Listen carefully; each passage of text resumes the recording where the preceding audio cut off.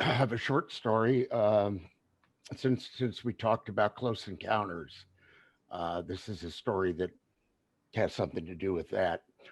This is during a sea SETI, Dr. Greer's sea SETI, and we're in a Joshua tree, and there was, oh, I don't know, the group. There was probably 40 people out in the group.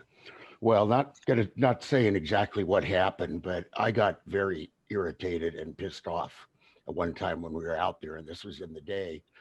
And I got up in the break, I turned around, and about 150 feet was a huge glowing orange ship. It was at least 200 feet in diameter on the ground. And there were two people that were talking together, and I tried to tell them they were the ship. The ship was there, but I couldn't seem to get their attention. It's just like they couldn't hear me at all. And so here I was, really in a pissed off mood, getting ready to quit CSETI. And I walked towards the ship, and as I got to the ship, people started coming to the window, and I was just ranting in my head like an ape.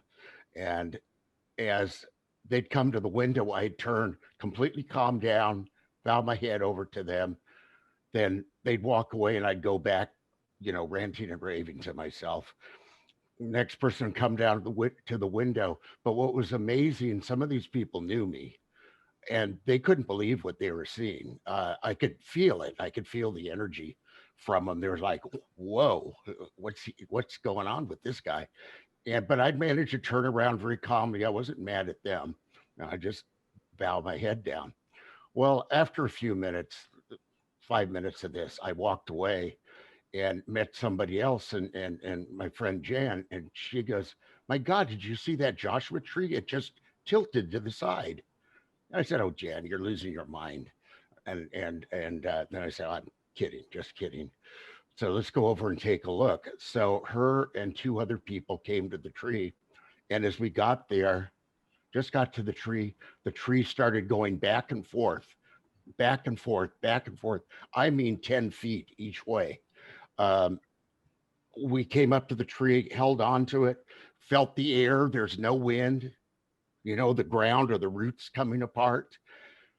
Well, I started to laugh every time it did it. And they looked at me like I was crazy.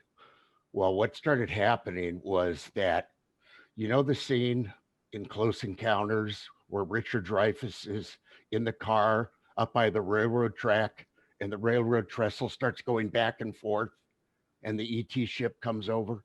Well, every time that thing went back and forth, I was projected that image in full color into my head. I mean, absolutely perfectly.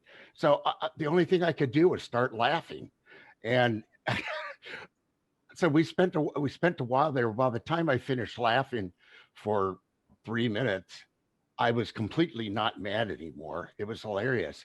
The people around me did not experience anything except for the tree going back and forth. And so at the very end, I put my head on the tree and kind of got a feeling that it enjoyed participating in this.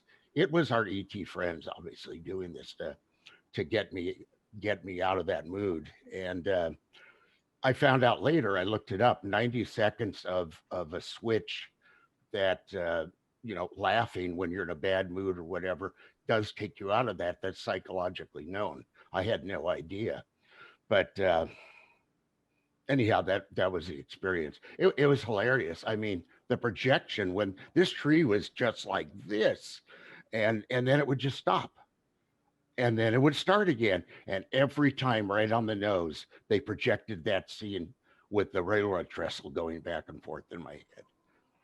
So that's a great story.